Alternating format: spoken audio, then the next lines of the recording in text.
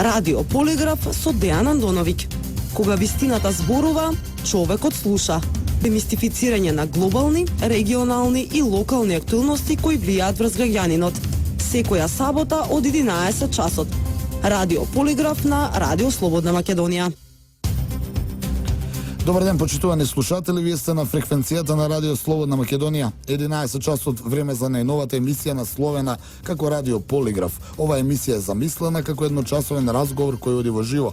Во неја учествуваат гости, стручни лица, аналитичари, политичари, со кои ќе разговараме и ќе ги анализираме најактуелните теми од Македонија, регионот и светот. Радио Полиграф со Дејан Андоновиќ. Сабота, 11 часот. Одиме веднаш со денешната тема посветена на поднесениот предлог до Собранието за измените на законите за специјалното јавно обвинителство и за заштитените сведоци од страна на лидерот на Демократскиот сојуз Павле Трајанов. Тој бара процедурата сега да оди по редовна постапка, односно прво да се разгледува комисиски, а потоа да бидат ставени на јавна расправа и гласање. Радио Полиграф со Дејан Андоновиќ.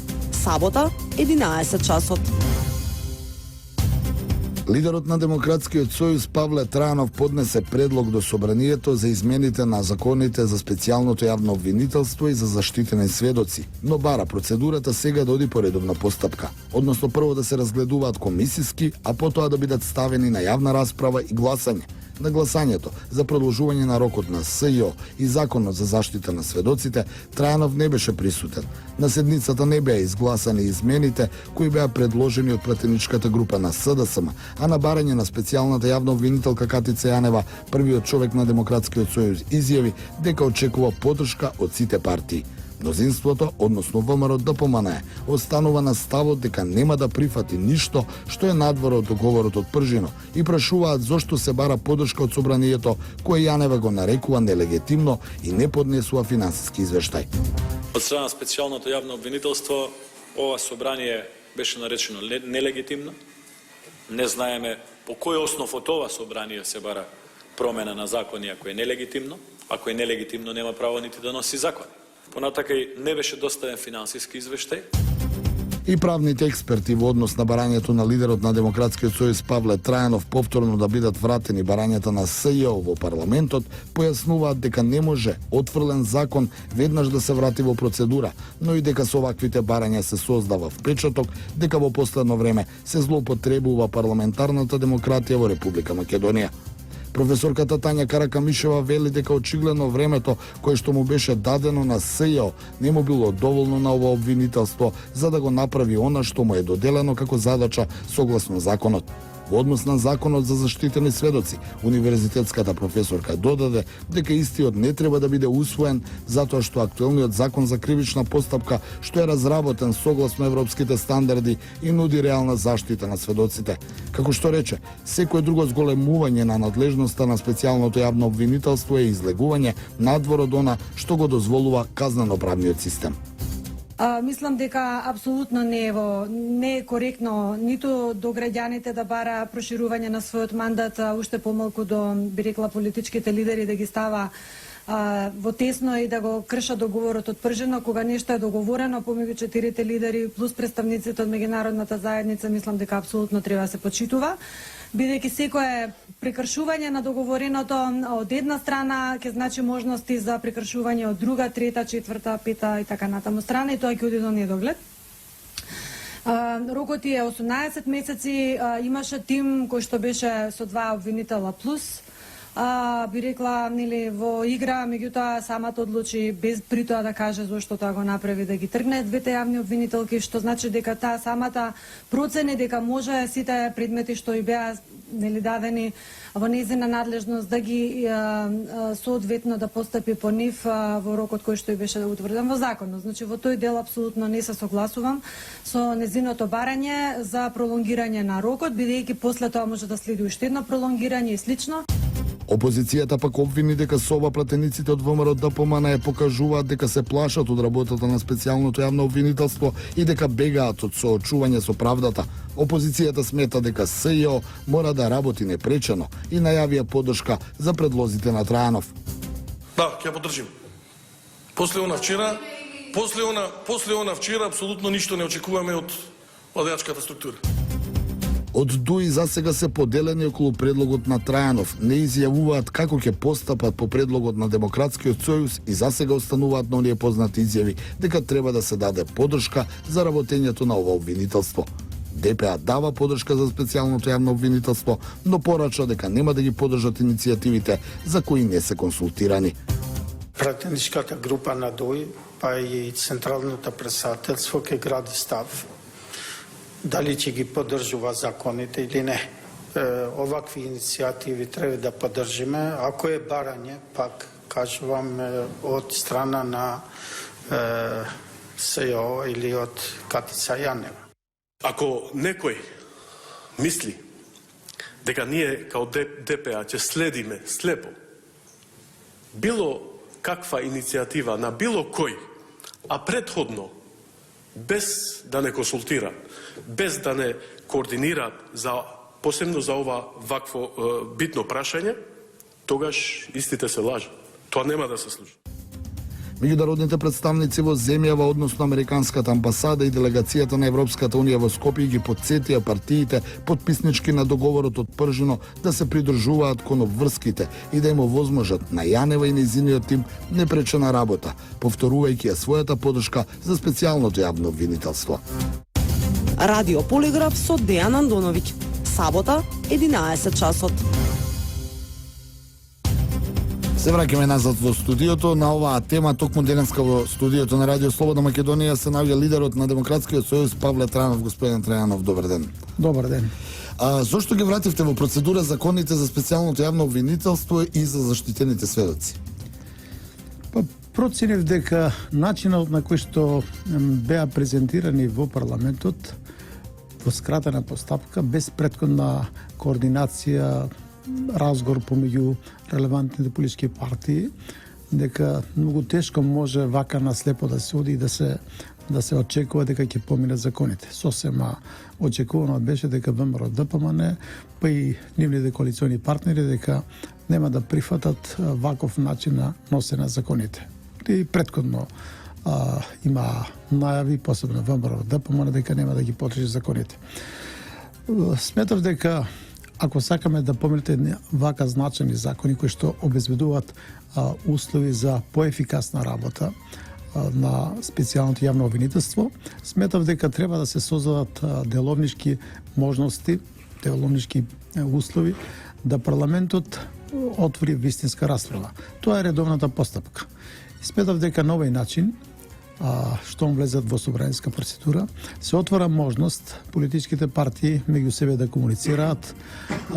Еве 4 партии кои што се подписници на Пржинскиот договор ќе имат можност да разменат мислење околу овие два законски проекта и евентуално можно е. Јас сакам да ги разрешат проблемите, ние да ги разрешиме нашите автентични домашни проблеми самите тука што сме, но повеќе од сигурно е дека тешко во балканските држави сами да си ги правиме проблемите и после кога ќе дојдат странцеве да се вмешат во решавањето на кризата, условно кажано, на тоа негодуваме и се лутиме.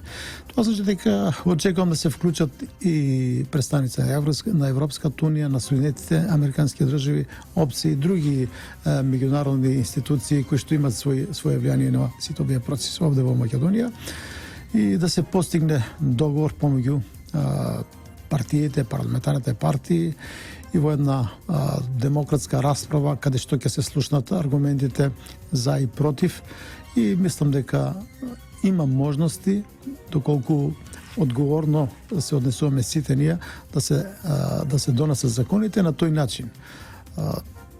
Јавната обвинителка, специјалната јавно обвинителство ќе ги има истите можности како и другото обвинителство да работи многу по-сигурно, да обезбедува цврсти материјални докази и друг вид на докази што ќе бидат битни за расчистување на сите предмети кои што се водат или ќе бидат победени.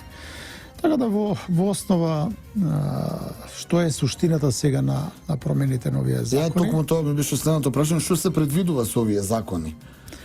Па симплифицирано кажано, прво, во промените во Законот за јавно обвинителство не се вршат, не знам какви некакви суштински промени, но битно е дека преку овие промени се очекува да се зголеми ефикасноста на специјалното јавно обвинителство. Така да мислам дека на овој начин, ако јавното обвинителство има можност да ангажира заштитени сведоци, тие сведоци да ги користи во постапката, но да не го шири кругот на луѓето што треба да бидат на еден или друг начин запознаени, мислам дека тогаш се зголемува ефикасноста во користењето на оваа посебна истражна мерка. Тоа значи дека специјално јавно обвинителство бара, освен ова обвинителство, да нема некој допир до овие сведоци. Знаете, ние можеме да направиме една поделба заштитен сведок и веројатно тоа е интенцијата, тие да бидат заштитени, да нема информации кој е заштитениот сведок и загрозен сведок. Тие по правило стануваат од заштитени и загрозени сведоци, но до ниво на презентирање на своето сведочење, тие може да бидат, така да рече, скриени сведоци, заштитени сведоци. Да, токму правните експерти тврде дека, нели, јас се извинувам, околу заштитените сведоци, но и воопшто експертите тврде дека не може веднаш да се вратат во процедура законите, а експертите дури ги слушнавме и објаснувања конкретно за заштитените сведоци, дека со тоа се крши казнениот систем, нели, тие закони кои ги има во Република Македонија. Постоечките, се разбира. Околу заштитени сведоци, таа материја доста долго ја анализирав и во времето кога се водеше постапка против Кежаровски, тогаш предложив промена на Законот за заштитени сведоци, каде што ќе се намали казната за во случаите кога се обелоденува заштитениот сведок, али кога тоа е од јавен интерес. Секаде е така во светот и тие кази треба да бидат многу помали, за разлика ако некој што по службена должност доаѓа до информација кој е заштитен сведок, па таа информација ја пренесе во јавноста, со тоа ќе загрози неговата безбедност, имотот, безбедноста на семејството.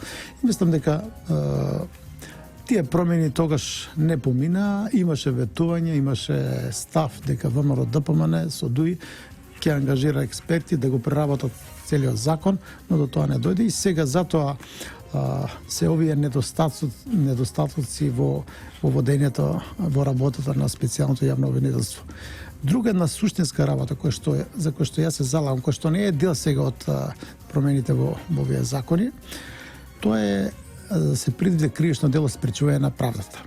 Јас вакво дело минатата година кога се носеше закона за специјално јавно обвинителство, предложив амандман тој што ќе обструира работата на специјалното јавно обвинителство, нема да достава информации или на друг начин ќе ја спречува работата, ќе ја спречува правдата, за тоа да одговара. И предложив казнени мерки, казни. Друго што е најбитно, ако има спречување на работата на специјално јавно обвинителство или кажано пошироко спречување на правдата, екс официо гонењето да го презема специјално јавно обвинителство, затоа што повеќе од јасно е дека на обструкциите сега постојат према работата на ова специјално јавно обвинителство и мислам дека на тој начин ќе имавме многу поголема можност на ова специјално јавно обвинителство да работи и да соработуваат сите други институции со ова обвинителство. Затоа што не е специјално јавно обвинителство само да припрема обвиненија, тоа мора да соработува и тие обвиненија мора да бидат издржани, подкрепени со цврсти, силни материјални докази, транспарентно, професионално да работи. Тоа е заложбата. Ние сега како парламент треба да создадеме услови ова обвинителство да може да работи бидејќи во интерес на граѓаните, во интерес на Република Македонија, во интерес и на сите оние за кои што постојат индиции дека ги кршеле законите, дека да се расчистат работите до крај. А за тоа ние треба да создадеме законски услови, предпоставки да може тоа нормално да функционира. Добро ви благодарам, Трајанов. Ова е првиот дел од емисијата, одиме на реклами, па повторно се враќаме во студиото. Радио Полиграф со Дејан Андоновиќ. Сабота, 11 часот. Се враќаме во студиото на Радио Слободна Македонија. Мој гостин денеска лидерот на Демократскиот сојуз Павле Трајанов. Господине Трајанов, очекувате ли да добиете поддршка од мнозинството пратеници во собранието, земајќи во предвид дека истата иницијатива претходно им пропадна на Социјалдемократскиот сојуз? Освен промена во закона за заштитени сведоци, значи се менува или се бара се промени можноста истрагите да кои што течат или што ќе се отварат да добиат можност да се одвијат во подолг законски период, со тоа што не се ограничува, не се менува временскиот период на работа на ова обвинителство. Тоа е 5 години, веќе една помина, но мислам дека се изгуби доста време околу вкупните подготовки за старт на работа на ова обвинителство и затоа е прифатливо да од денот на донесување на решение за спроведена истрага да има можност од 12 месеци да се спроведе истрага без разлика за видот, сложеноста, тежината на делото. Во принцип, кривичните дела има апсолутен рок на застарување. Ако е направено и во тој рок кога и да се открие и докаже, ќе се води постапка. Дали ова обвинителство или некое друго ќе води, ќе се води. Така да тој процес е започнат и треба се расчистат сите сомнежи, тоа е во интерес на сите граѓани, сите сомнежи за, не знам, незаконито прислушување, за можни кршени изборните правила, за индициите за инволвираност во тешки области на криминал. Сите тие работи треба да се расчистат. Тоа е основата за да започне еден период на стабилизација на Република Македонија и да се води сметка за економскиот развој, да создадеме услови, еднакви шанси за сите, што е најбитно. Низ таков еден процес ќе имаме основи да зборуваме дека младите, креативни, способни кадри ќе останат и ќе работат, ќе создават во Република Македонија. Сега, дали ќе бидат поддржани? Очекувам, искрено очекувам да низ овој процес на договарање, координирање на сите овие работи, сепак да преовладат чувствата за одговорност. Затоа што со овие законски проекти против никого не се насочени. Тие се општи законски решенија кои ќе создават услови за работа, за непречена работа на специјалното јавно обвинителство. И мислам дека секој нешто ќе го спречува носењето, прави штета и за врвот на партијата и за самата партија. Ако некој се обидува на овој начин да обструира работата, да не дава можност да се дојде до правдата, мислам дека во голема заблуда е. Овој процес ќе се одвие и ќе тече така како што е почна, бидејќи граѓаните барат одговор на сите прашања. И ние сме должни да создадеме услови институциите во државата да работат, да функционираат така како што сите не очекуваме и за што се платени тие што работат во тие институции. Со избори криминалот не се покрива. Исто така, имаше дека после изборите, ако владеачките партии победат, дека сето тоа ќе пропадне. Тие тези се сосема погрешни. Што и да се случи, не знам како ќе се одвиваат сите овие предизборни и изборни активности и така натаму. Овој процес на утврдување на одговорноста мора да биде присутен и едно од системските работи што ги бараме како партија, како Демократски сојуз, промена, системски промени каде што одговорноста за секој носител на јавна функција ќе биде првостепена. Мора да има систем по автоматизам да почнува постапка за одговорност. Ако кршите уставот, законите, ако злоупотребувате довербата на граѓаните, мора да има систем за тоа да ве однесат пред суд и за тоа да одговарат. Тој систем мораме ние да го воспоставиме ако сакам како држава да се движиме напред. Па токму кога веќе велите за граѓаните, тоа што многу ги интересира луѓето надвор, па и јавноста воопшто. Вашата проценка која е, дали ќе има избори на 11 декември? Што е вашето мислење? Сите консултации што ги правиме. Прво, Демократскиот сојуз и коалицијата за промена и правда ние сме подготвени и ќе учествуваме на избори. Се што зависи од нас ќе направиме да се одржат фер, демократски, кредибилни избори на 11 декември. Мислам дека истиот став го имат и другите опозициони партии, вклучително и СДСМ. Нема можност сега било кој што ќе процени дека рейтингот е слаб или назадо или стагнира и така натаму, дека да бара некакви други причини зошто би ги одложил изборите. Да, па прашањето е Тоа бидејќи нели два пати се одложија два пати. Сега, според некакви коментари незванични, дека рейтингот на ДУИ стагнира или е многу понисок од тоа што се очекуваше. Дека и владеачката партија ВМРО ДПМН и кај нив рейтингот стагнира. Можно е, сега можно е тие да барат некаква можност за одлагање изборите, но според последните најави и изјави повторно се враќа во игра дека нема да има одлагање. Тоа што разговараме со представници на странските амбасади на Европската унија, на ОПСЕ, постојано сме во комуникација, тие барат средби, разговори, дека тие цврсто стојат на тоа, дека мора да се направи се, да имаме избори, кредибилни се разбира фер избори на 11 декември, бидејќи тоа е основа за старт на разрешување на сите други отворени прашања со кои што се соочува Република Македонија и постепено стабилизирање, враќање на сите состојби што гарантират и позабрзан економски развој и создавање на општа клима и подобрување на имиџот на нашата држава во светот. Вака ние, каде и да отидеме во странство, сме коментирани како нестабилна држава која владее корупција, дека е високо криминализирана.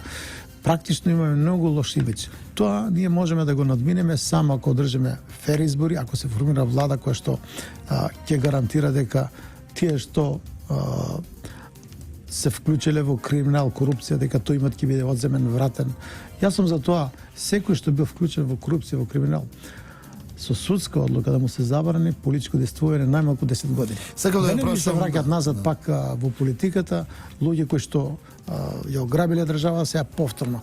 Тоа не го расчистиме како држава, не изградиме таков систем и таква мерка досега ниту еден судија не донел забрана на политичко действување. Сакам да прашам околу рейтингот, рековте во надолна линија на владеачките партии. Сакате да кажете дека според ваши анкети и сознанија опозицијата па и вашата партија, значи има нагорна. Според последните пошто сме сведоци на оние анкети што ги гледаме дека се уште е голема разликата. Значи според последните сондажи на мислењето некаде разликата помеѓу СДСМ и ВМРО ДПМН е некаде 2-3-2-4%. Значи тие се реални параметри.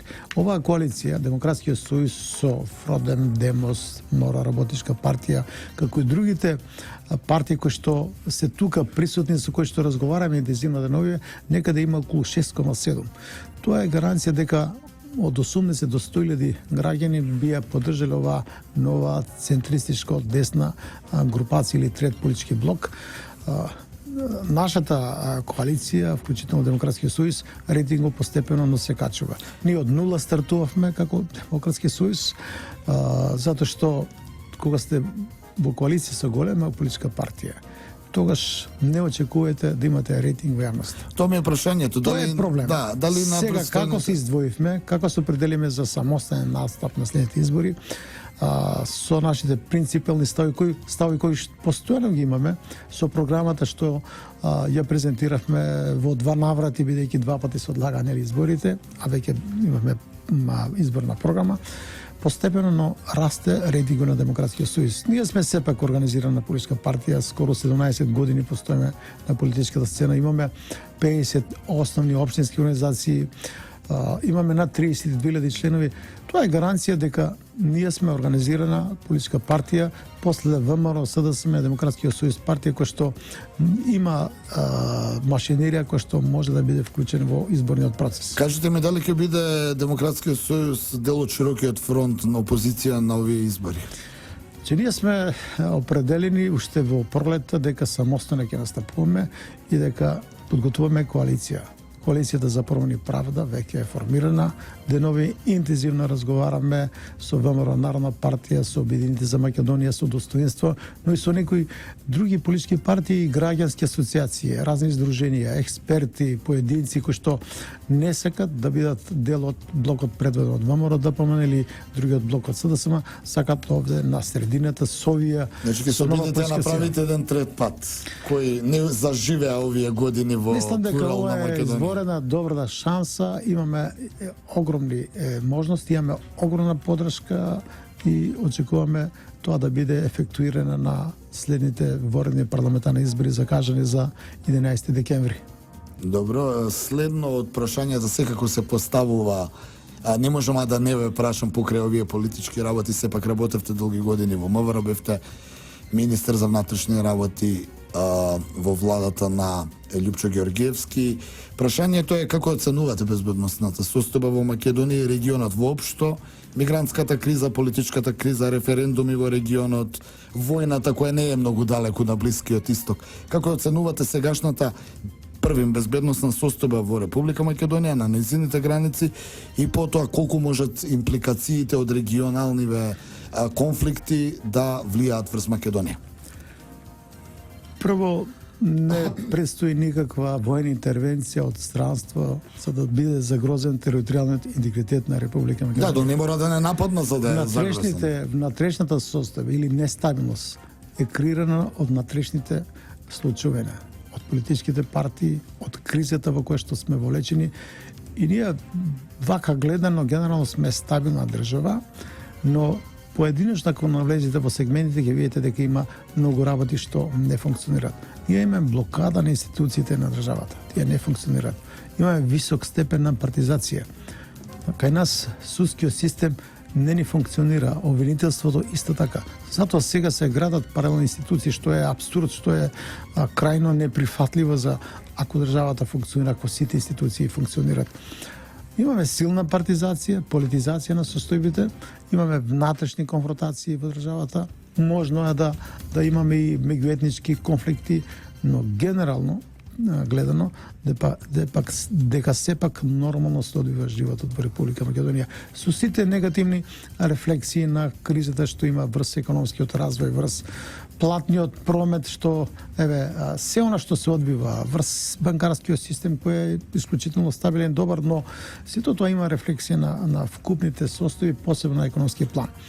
Тоа е внатрешната состојба. Да, околу мигрантската криза најавите дека можеби ќе дојде голем бран на бегалци. Како ја оценувате тука Македонија? Мислам дека овие стави што ги презентираат Австрија, Унгарија, дека тие ќе не помогнат ние да затвориме границата, да го префрлат практично можниот конфликт на нашата граница и да се одвива на територија на Република Македонија.